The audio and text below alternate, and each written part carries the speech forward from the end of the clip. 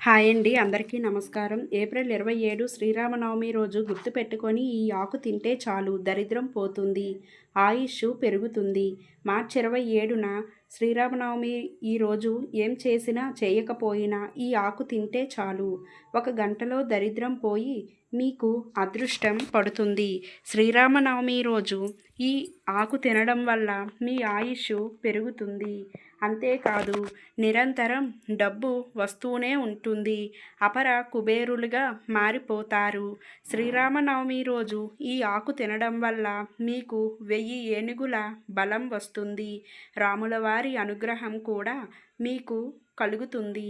అలాగే ఈ వీడియో చూసే ముందుగా ఈ వీడియోకు ఒక లైక్ చేసి జై శ్రీరామ్ అని ఒక చిన్న కామెంట్ చేయండి. అలాగే వీడియోను ఎక్కడా స్కిప్ చేయకుండా పూర్తిగా చూడండి. అయితే శ్రీరామనవమి రోజు ఈ ఆకు తింటే కటిక పేదవాడు కూడా కుబేరుడిగా మారిపోతాడు. మనలో చాలామంది ఆరోగ్యం బాగోలేకపోవడం వల్ల సరిగ్గా పనిపై శ్రద్ధ పెట్టలేకపోతున్నాను అని బాధపడిపోతూ ఉంటారు.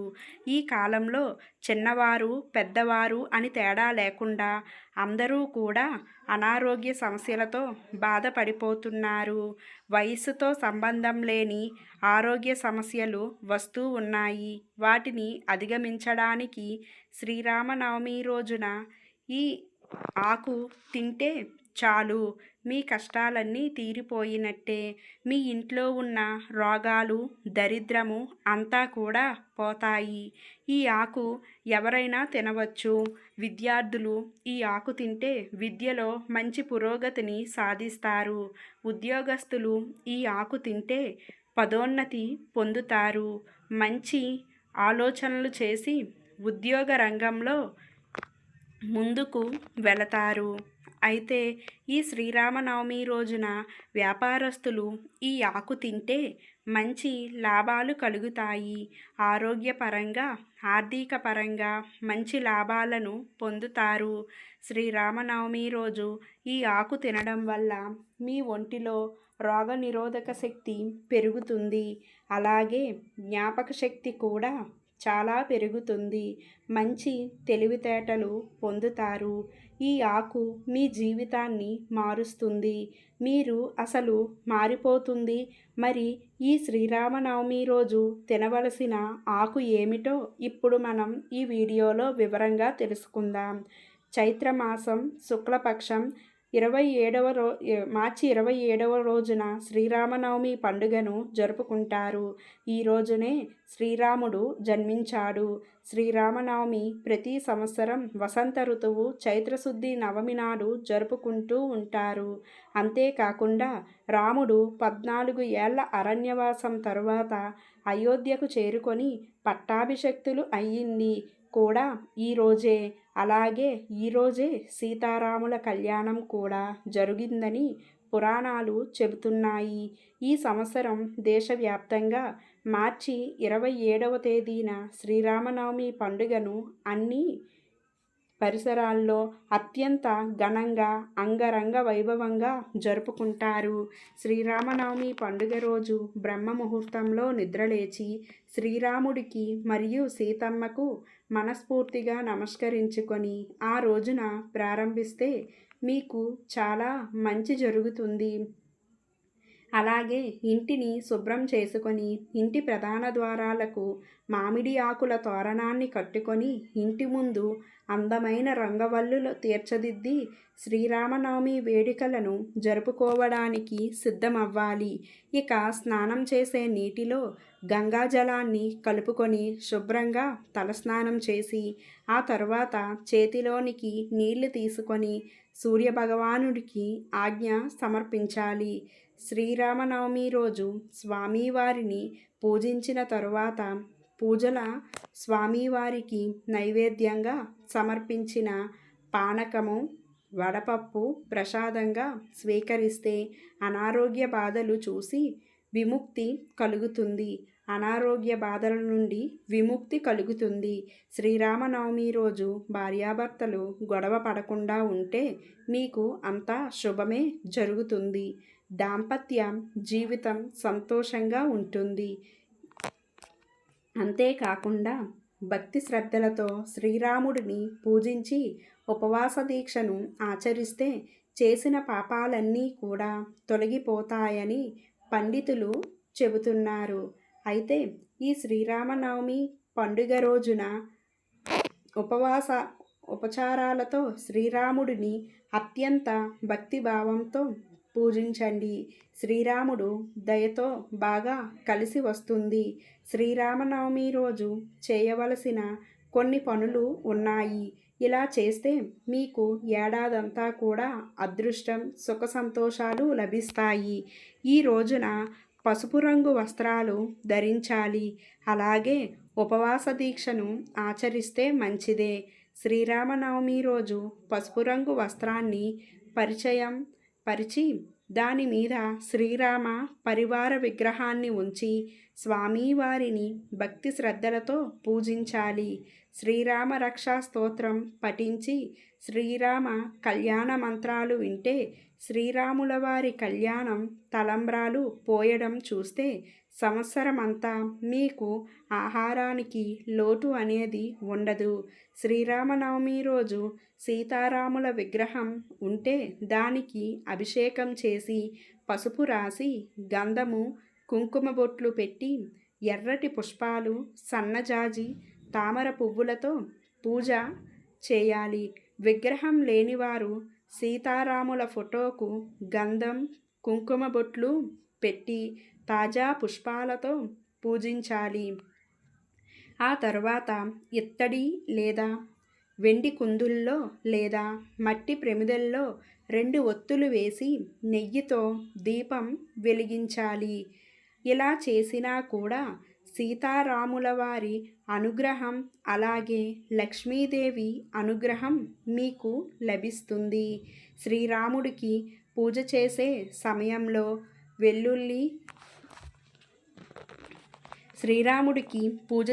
సమయంలో వెళ్ళి కాయం, రాగి నాణం ఉంచాలి.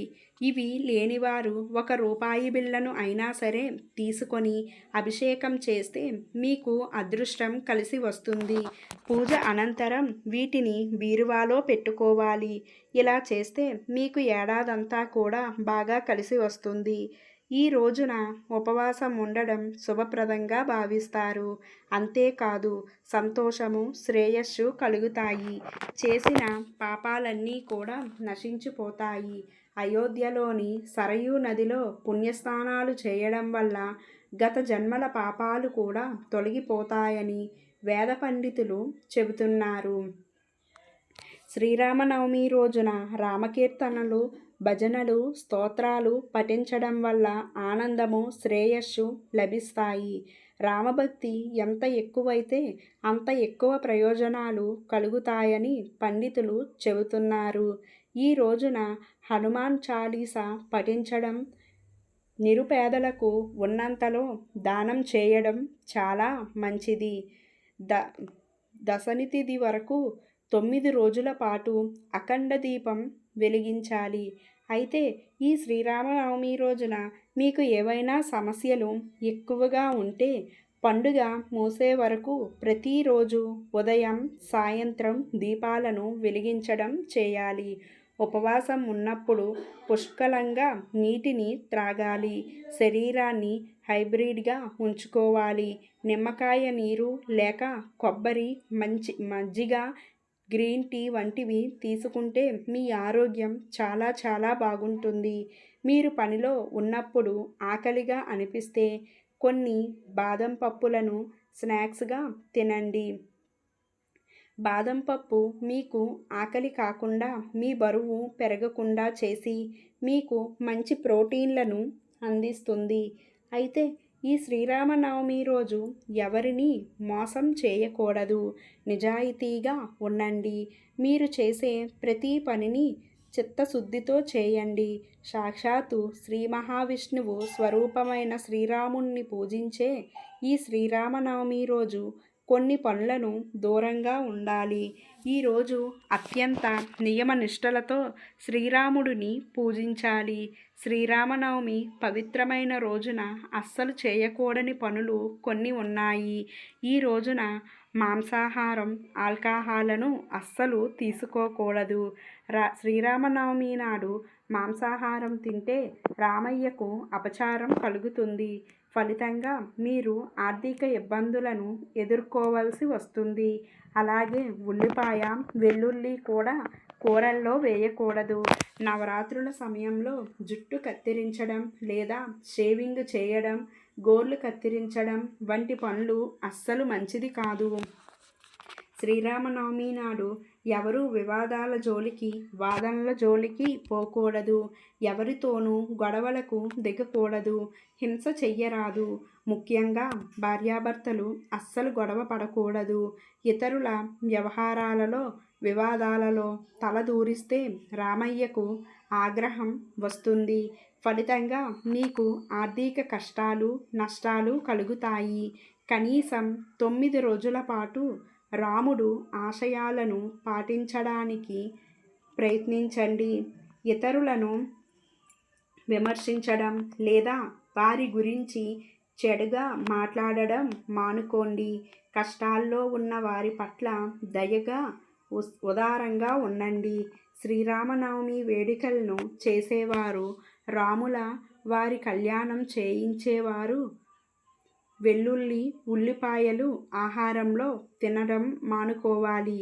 ఆహారం మాత్రమే కాదు, మద్యం సేవించడం, ధూమపానం చేయడం అంటూ పనులు శ్రీరామనవమి నాడు అస్సలు ఈ పనులు అనేవి చేయకూడదు. ప్రాముఖ్యత ఇచ్చి మాటకు కట్టుబడి ఉండడం, ధర్మాన్ని పాటించడం ఉండడం, ఎల్లప్పుడూ సత్యం మాట్లాడటం, మంచి ప్రవర్తన సద్గుణాలకు చిహ్నం. ఈరోజు నవమి రోజున ప్రతి ఒక్కరూ కూడా ముఖ్యంగా ఈ శ్లోకం పాటించాలి. శ్రీరామ రామ రామేతి రమే రామే మనోరమే సహస్రనామ తత్పుల్యం రామనామ వరానని. ఈ శ్లోకం 3 సార్లు స్మరిస్తే ఒక విష్ణు సహస్రనామ పారాయణం చేసినంత ఫలితం కలుగుతుంది. అయితే అంతేకాదు, భక్తులకు శివ సహస్రనామ ఫలితం కూడా లభిస్తుంది. అలాగే ఎంతో విశిష్టత ఉన్నాయి. శ్రీరామనవమి రోజు మీరు తినవలసిన ఆకు తమలపాకు. ఈ శ్రీరామనవమి రోజు ఉదయం ఖాళీ కడుపుతో తమలపాకును తినాలి. ఉపవాసం ఉన్నవారు కూడా ఈ తమలపాకును తినవచ్చు.